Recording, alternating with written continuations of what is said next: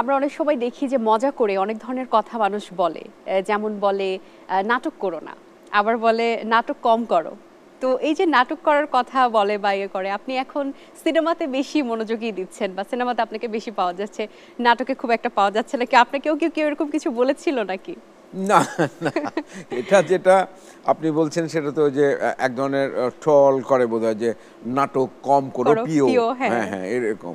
ও প্রিয় কথাটার বানানটা বোধহয় একটু কঠিন, সেজন্য প্রিয় লিখে ফেলেছে। তো এইটাই মানুষ খুব চর্চা করছে। তো নাটক করো না বা যে কথাটা আসছে সেটা তো অনেক আগে থেকেই আসছে। তো আমার ক্ষেত্রে নাটক করো না সেই জন্য আমি সিনেমা করছি এই বিষয়টা তা না। সিনেমার অফার আছে সেই জন্য সিনেমা করছি।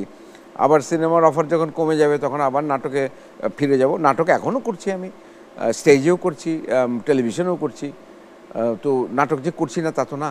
অভিনয়ের জন্য তো আপনি জাতীয় চলচ্চিত্র পুরস্কার পেয়েছেন, সেটা আমরা সকলেই জানি। ব্যক্তি জীবনে কখনো কি এরকম অভিনয় করতে হয়েছে কিনা, কারো মন রাখার জন্য, সম্পর্ক টিকিয়ে রাখার ওমা, জন্য, এটা তো সারাক্ষণই করতে সেটাতে হয়। কতটুকু আসলে দূরদর্শিতা আপনার আছে এবং সেখানে কতটা দক্ষ আপনি? কারণ টিভি স্ক্রিনে তো আপনি চমৎকার, ব্যক্তি জীবনে সেটা কতটুকু? তো করতেই হয়।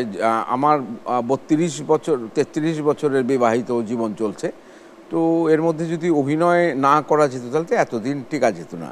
কিছু তো অভিনয় করতেই হয়। আচ্ছা, পুরুষ মানুষের স্পেশালি সংসার টিকিয়ে রাখার জন্য কি কি টিপস দিতে চাইবেন? ধৈর্য, এবং অনেক অনেক কথা হচ্ছে সেটা হলো শোনার ভান করা, কিন্তু না না শোনা, হুম, না হুম, শোনা হুম। উচিত, কিন্তু শোনার ভানটা আবার করতে হবে। কিছু প্রিটেনশন তো করতেই হবে পুরুষ মানুষকে। আর সব কথার উত্তর দিলে চলে না, কিছু কথা ছেড়ে দিতে হয় এবং ধৈর্য থাকতে হয়, তাহলেই টিকে থাকে, নাহলে টিকে থাকে না। বাহ, খুব সুন্দর বলেছেন। আপনার সহধর্মিণী রোজি সিদ্দিকী, একটা আমি সিনারিও একটু বলতে চাই। সাপোজ সে একটা মজার রান্না করেছেন, হ্যাঁ, সাপোজ তিনি সেমাই রান্না করেছেন এবং তিনি আসলে চিনি দিতে গিয়ে হয়তোবা দেননি, অথবা লবণ দিয়ে ফেলেছেন, অথবা কমই দিয়েছেন, কোনো একটা ইনসিডেন্ট ঘটে গেছে।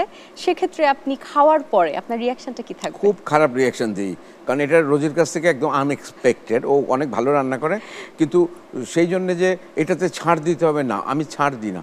আমি বলে দিই যে এটা কিচ্ছু হয় নাই। আচ্ছা, ব্যক্তি জীবনে যখন প্রথম আপনি কাজ করেছেন ইন্ডাস্ট্রিতে, তখন যদি একটু জানতে চাই কার প্রেমে পড়েছিলেন সর্বপ্রথম? না, না, তখন তো কাজের প্রেমে পড়েছিলাম। ব্যক্তি কারো প্রেমে পড়িনি কখনোই, বা কাজের ক্ষেত্রে এসে।